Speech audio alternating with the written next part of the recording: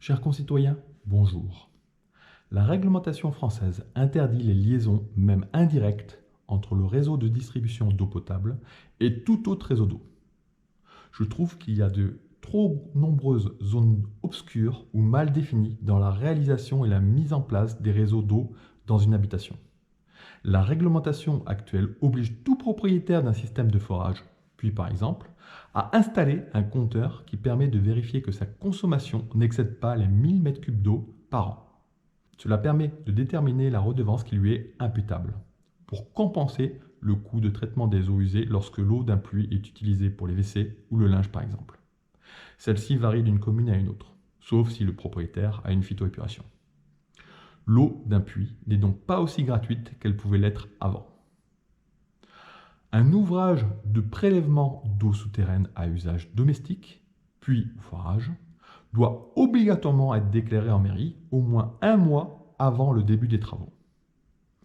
Comme pour l'eau de pluie récupérée, l'eau pompée n'est pas considérée comme potable, excepté si celle-ci a été analysée et validée par des experts. Sans analyse, vous pouvez donc l'utiliser pour arroser le jardin, les plantes, nettoyer votre voiture et alimenter votre chasse d'eau ou votre lave-linge. Pour utiliser l'eau pompée dans le sol pour votre consommation, vous devrez obligatoirement la faire analyser par la Direction de l'Action Sanitaire et Sociale, la DAS, de votre département. Cette instance étant la seule habilitée à déterminer la potabilité de l'eau de votre forage. Si vous alimentez votre chasse d'eau ou votre lave-linge, vous devrez installer un réseau secondaire différent de celui de l'eau potable fournie par le distributeur. Attention, un logement alimenté en eau de pluie, quand bien même cette eau respecterait la condition de potabilité, le logement ne serait pas considéré comme un logement décent et ne pourrait donc pas être loué. De même pour la récupération des eaux de pluie, le raccordement de vos ressources privées au réseau d'eau potable domestique est formellement interdit. En effet, vous risquez par différence de pression de contaminer l'eau de votre réseau intérieur avec celui du réseau public. Vos eaux alternatives peuvent polluer le réseau d'eau potable destiné à la consommation humaine et mettre en péril votre santé et celle de votre voisinage. Le risque étant qu'une bactérie ou autre puisse remonter jusqu'au réseau de distribution d'eau potable de votre communauté, quel que soit le matériau ou les techniques utilisées.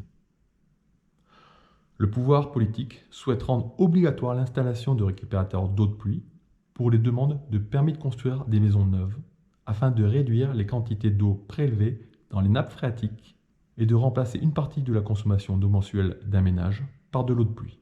Cela demande l'installation d'une citerne équipée d'une pompe et d'un réseau totalement autonome.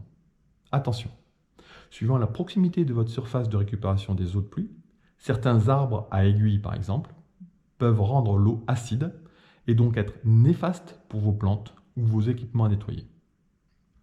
La réglementation est certes accessible, mais éclatée dans diverses lois.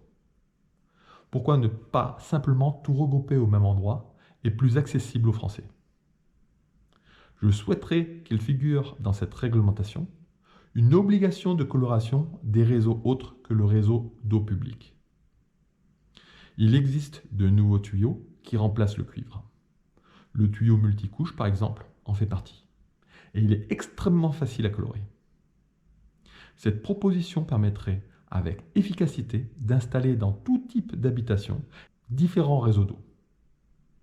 Il est impératif de commencer à recycler l'eau au plus proche des bénéficiaires.